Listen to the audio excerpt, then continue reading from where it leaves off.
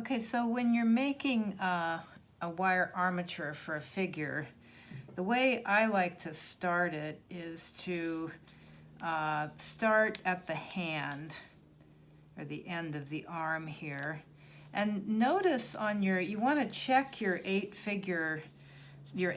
figure to make sure that it's in proportion, because sometimes people draw this to the video and get it wrong. So you want to just double check it with the final image of the video, because notice that the hands, if you stand up, your fingertips come about halfway down your thigh.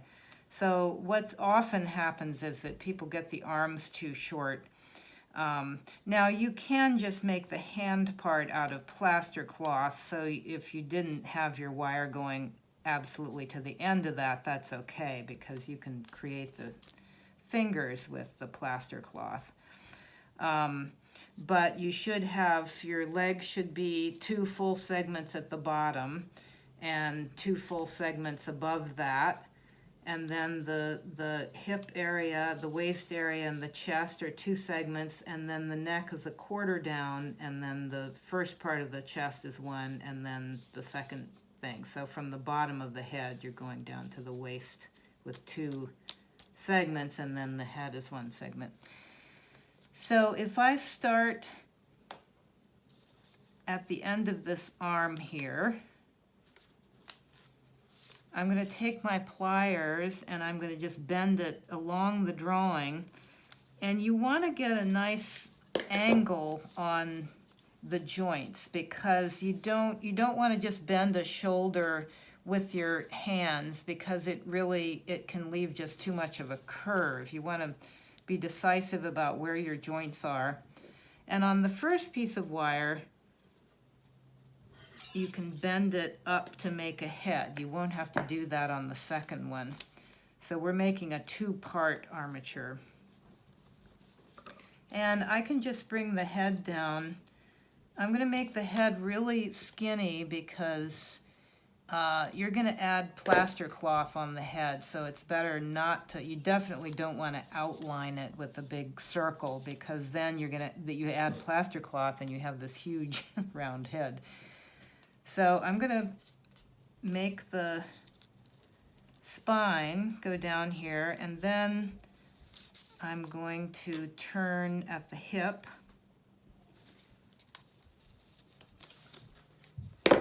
So I'm just trying to keep my length here, and then turn right at the hip joint here.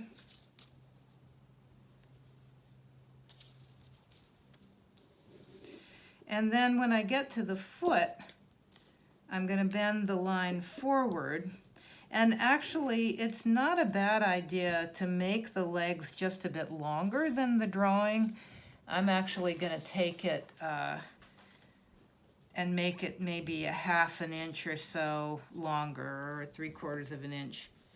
Just because the legs often end up, by the time you put the mass on, sometimes they end up seeming a little short. So I'll give it a... So then the foot comes forward, and I'm just going to make a little paddle for the foot. So the foot bends forward, so that's why you're taking your line all the way down, and I've gone even a little further than the bottom. I think on the 8-part diagram, the video that I showed you, she takes the feet down like this, but if you're working on it in 3D, you don't want to use up that length. You want to just take it, and then the foot comes forward. So this is the first part, and then the second part, so I would have just cut the wire off. I'm working with 2 pieces of wire because I had to take apart the armature that I did this morning in the demo, because I had no more armature wire. That's why my wire is so wiggly. So on the second part, I'm going to do the same thing. And I could just put it on top of that part and get the proportions, only this time I don't have to make a head, because I've already got a head.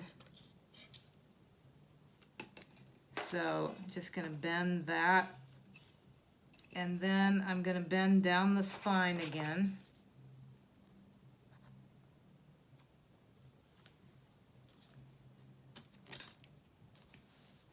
And then this time out to the other hip.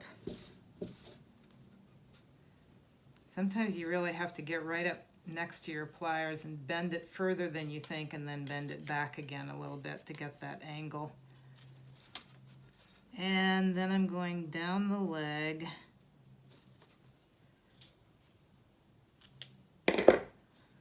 And this wire is so lumpy, I got to make sure I don't lose length with the lumps. So then what I'm going to do is wrap these two together, but I'm making sure that my legs are the same length, so I'm just going to pull this right over here and bend it up right where it should go. And then I'll just make a little loop.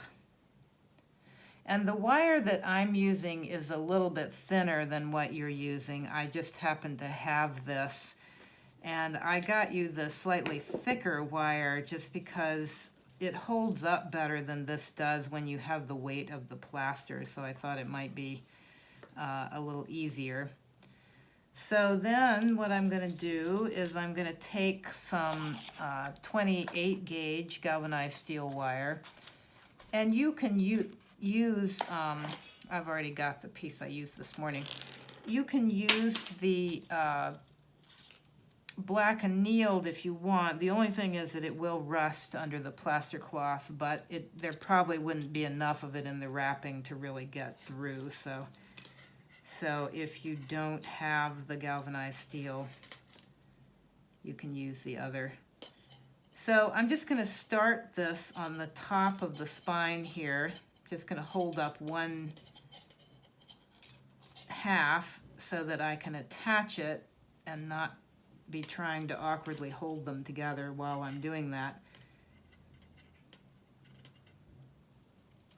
So I may as well do a little wrap around the neck too, because we want the neck to be pulled together. And then I'm going to wrap it around the spine. And if it's too awkward to get the neck in the beginning here, you can go back and wrap the neck a bit just so it stays together.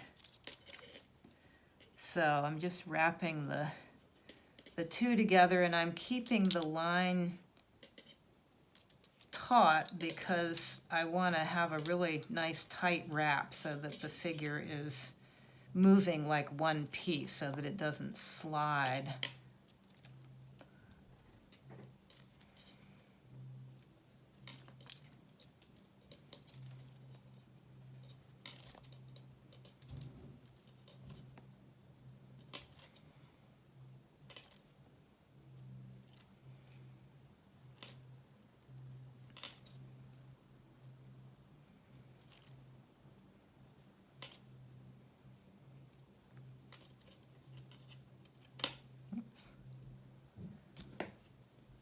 Just going to pull that in a little bit. Make sure that's tight.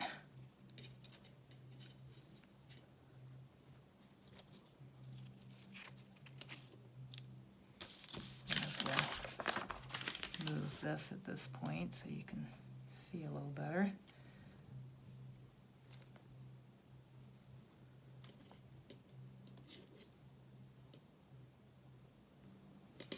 So I can take this last bit and kind of wrap across from one side to the other just to make sure that it's stable on there, and then I'm going to wrap it down one side. I could also wrap it back up the spine.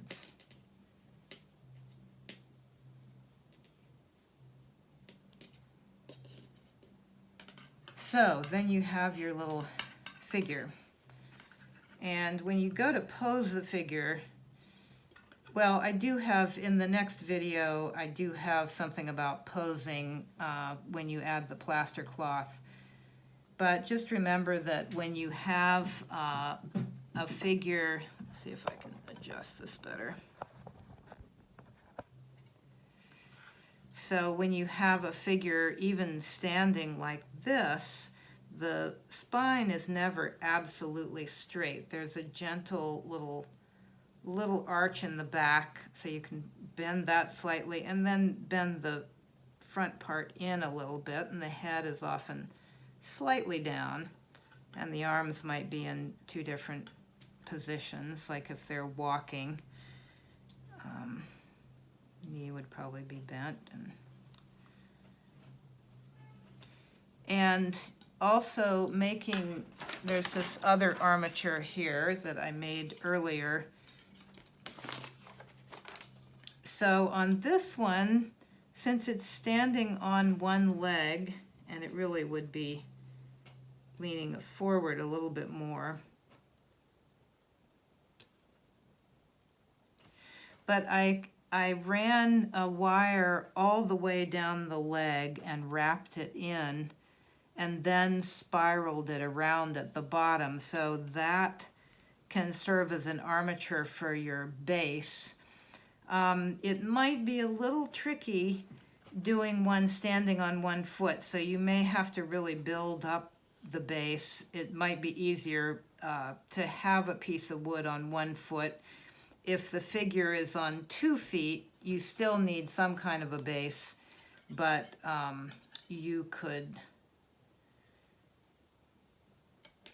let's see if I'm going to touch the base here, then that should be plenty strong to have a mound of plaster cloth, and then the legs can come up out of that.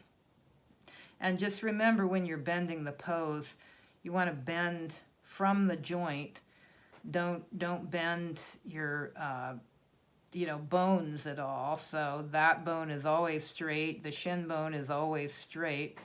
The body may curve around, but your bones don't bend. So you want to make sure you know where your elbows are and where your shoulders are, and don't make a Gumby kind of figure.